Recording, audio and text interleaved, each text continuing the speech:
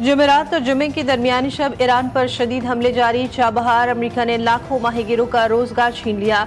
Civilian guidance tower निशाना। इराकी सरहद के पास अहवाज पर भी बमबारी।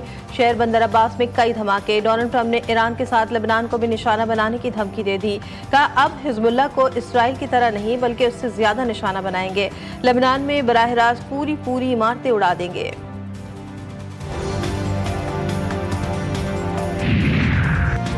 ईरान के सख्त जवाबी वार। ईरान पूरी ताकत से जवाब देने में मसरूफ। समंदरी हुदूद और जनूब में ईरान की तरफ आने वाले लाखों डॉलर मालिकियत के मुतअद्दिद अमरीकी ड्रोन्स ईरान मार गिराए।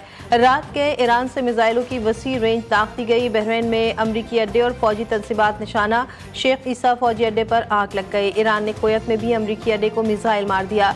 अल सालिम एयरबेस से आग के शोले बुलंद।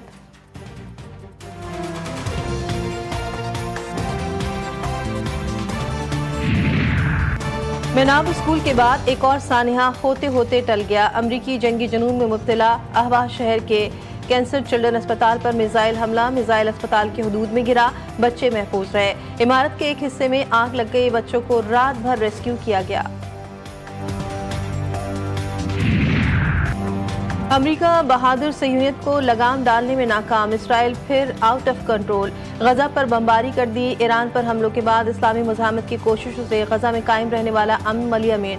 इसराइली तैयारों की गजा के बस में 4 से 5 घरों पर बराह रास्त बमबारी। मुतादिद शहादतों का खदशा। इलाके में मलबे का ढेर।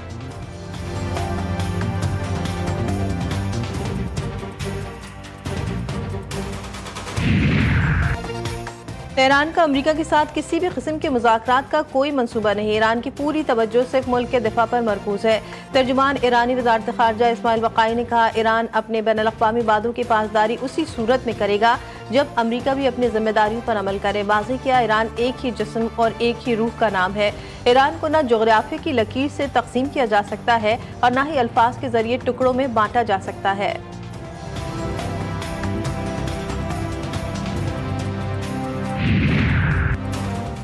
ईरान अपने शोहदा के खून का बदला जरूर लेगा। ईरानी स्पीकर बाकर कालीबाफ का वाज़ेह पैगाम। का हरमुज़ में हमारी ताकत अवाम की हिमायत और मैदान में हासिल कुव्वत का नतीजा है। जंग या मुज़ाकरात का फैसला कौमी सलामती और कौमी मुफाद की बुनियाद पर होता है। जंग और सिफारतकारी इख्तियार करने का फैसला रहबर इनकलाब की हिदायत के मुताबिक होगा। जिंदगी दुश्मन के खिलाफ जद्दोजहद में गुजारी। जंग या धमकियों से खौफसदा नहीं। दुश्मन की धमकियों से नहीं डरते। इन जराइम का फैसला कुन जवाब दिया जाएगा। ईरान दुश्मन की मर्जी मुसल्लत करने की हर कोशिश नाकाम बनाएगा। अमरीका के मुसलसल चौथे दिन ईरान पर हमले। सेंटकॉम का दर्जनों फौजी अहदाफ तबाह करने का दावा। हमलों में आबना हरमुज़ के करीब और ईरानी साहिली इलाकों में दर्जनों अहदाफ को निशाना बनाया गया। हमलों में शोहदा की तादाद 30 हो गई। 260 से ज़ायद जख्मी। तर्जुमान ईरानी हुकूमत फातिमा मुहाजिरानी ने कहा शोहदा में 2 ख़वातीन भी शामिल हैं। पोम्पोर की फौजी बैरक पर हमले से 7 ईरानी फौजी शहीद हुए। अमरीकी जारियत पर ईरान का जवाबी वार। ऑपरेशन नसर 2 की चौथी लहर। ईरान का उर्दन में अमरीकी F-18 तैयारों के ठिकानों पर हमलों का दावा। अमरीका ने ईरान के खिलाफ जंग को मजीद फैलाने का फैसला कर लिया। ट्रंप की ज़ेर सदारत व्हाइट हाउस सिचुएशन रूम में इजलास। एक्सियोस के मुताबिक इजलास में ईरान के खिलाफ ऐसी कार्रवाइयों के ऑप्शन ज़ेर बहस आए जो आबना हरमुज़ में जारी हमलों से कहीं ज्यादा बड़े पैमाने पर हो सकते हैं।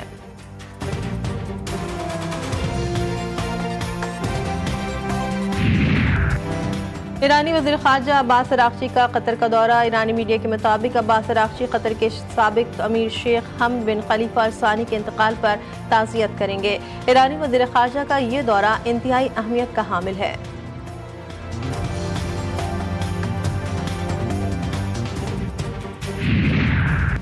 इस्लामाबाद पुलिस के मुलाजिम एहतशाम मसीह को गाड़ी से जबरदस्ती उतारकर मुबैना तशद्दुद का निशाना बनाया गया। वीडियो बनाकर सोशल मीडिया पर फैलाई गई। आज़ाद कश्मीर पुलिस ने रावलाकोट वाक़े पर प्रेस रिलीज जारी कर दी। पुलिस का कहना है कि वाक़े में मुलव्वस अफराद की शनाख्त और कानूनी कार्रवाई का अमल जारी है। किसी भी शख्स या गिरोह को झूठी मालूमात या इश्तियाल अंगेजी फैलाने की इजाज़त नहीं दी जाएगी। सेक्रेटरी दाखिला आज़ाद कश्मीर गुफ्तार हुसैन ने कहा करदम कमेटी ने मनफी प्रोपेगेंडे को अपना वतीरा बना लिया।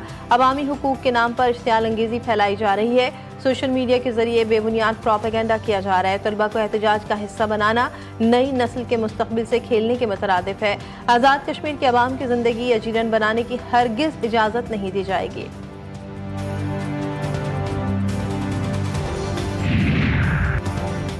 मौलाना फजलुर रहमान से मुआफ़ी का मुतालबा जोर पकड़ने लगा। स्पीकर पंजाब असम्बली मलिक अहमद खान ने कहा, फजलुर रहमान सीनियर सियासतदान हैं, उनके बयान पर अफसोस हुआ। कौम से मुआफ़ी मांगनी चाहिए। मुट्ठी भर लोग अक्सरियत को यकमाल बनाना चाहते हैं। गवर्नर खैबर पख्तूनख्वा फैसल करीम कुंडी ने कहा, मौलाना का बयानिया मुल्क दुश्मन बयानिया है, जिससे मुल्क दुश्मन कुव्वतें खुश होंगी।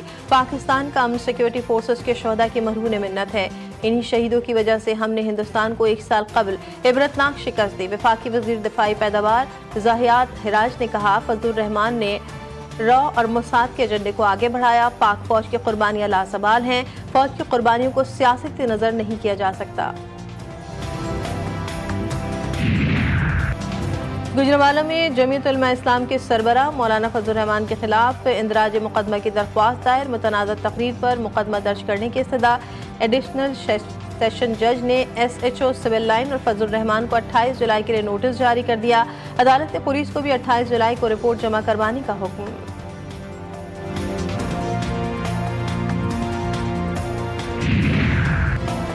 कलअदम कमेटी से गुजारिश है कि कानून हाथ में मत लें। कानून शिकन अनासर को कानून के मुताबिक कार्रवाई का सामना करना पड़ेगा। वफाकी वजीर तारिक फजल चौधरी कहते हैं कि मुज़ाकरात और बातचीत से मसाइल का हल निकाला जा सकता है। मुतालबात धरनों के बजाय कानून साज असम्बली में बैठ कर मनवाएं।